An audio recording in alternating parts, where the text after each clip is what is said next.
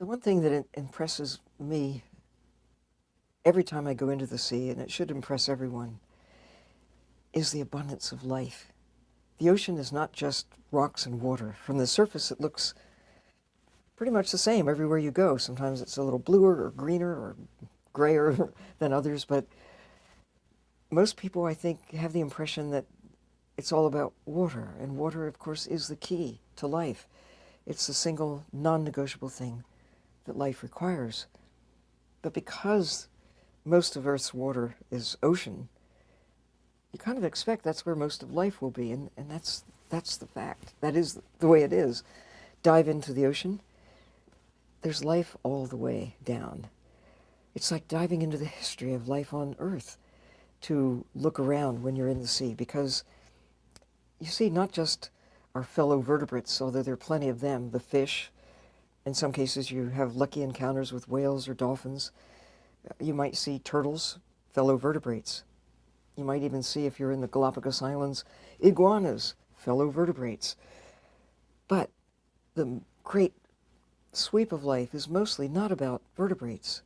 It's about the invertebrates, creatures without backbones. Starting with the little tiny things, the microbes that rule the world. They were in the ocean in abundance long before there were organisms that had multicellular structure. So having a chance to dive in and to be aware, even though you can't see them, you know that you're surrounded by this great sweep of tiny things that generate much of the oxygen, that grab much of the carbon out of the atmosphere, the photosynthetic bacteria and other forms of photosynthetic life that are in abundance in plankton. You can't really see them for the most part unless you have high magnification, and divers usually just have a face mask. You might see that the water's a little greener or not.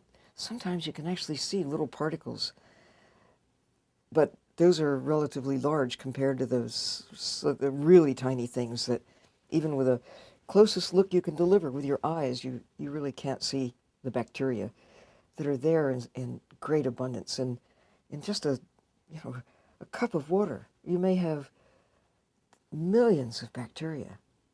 You may have 1,000 different kinds of these little microbes. It looks like water, but it's still filled with life. And of course, there are the bigger things. If you're down on the bottom, you might see sponges.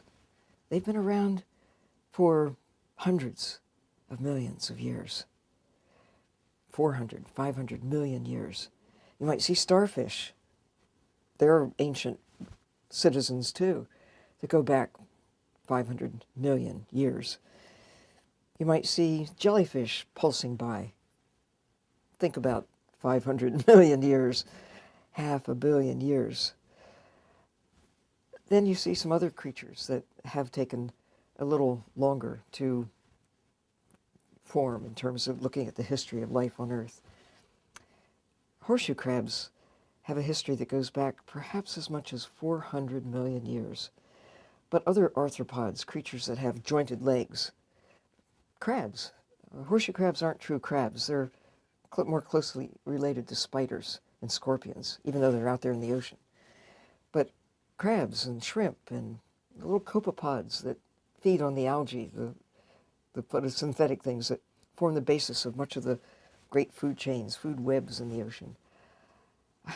All of that surrounds you as you dive in. You see creatures whose history preceded that of certainly humankind or anything closely related to us. Maybe sharks, or they have a backbone or back cartilage anyway, that have a history that goes back at least 300 million years. We are really newcomers. Our history is maybe contained within the last 5 million years, or anything like human civilization. Think about 50,000 years, or really, when you think about civilization with language and art and things that we really associate with who we think we are, maybe the last 10,000 years since the end of the last ice age. That's nothing in the history of the Earth or life on Earth. As a diver, you can think of yourself as almost an alien, a newcomer on this ancient planet filled with creatures whose life preceded that of humankind by hundreds of millions of years.